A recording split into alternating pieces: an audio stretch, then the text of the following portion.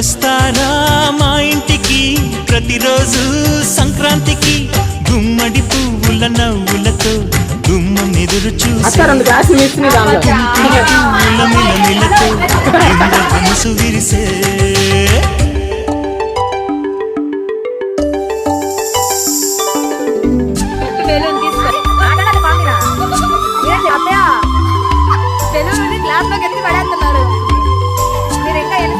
ఆడతానే ఉంటారు ఈ రోజంతా.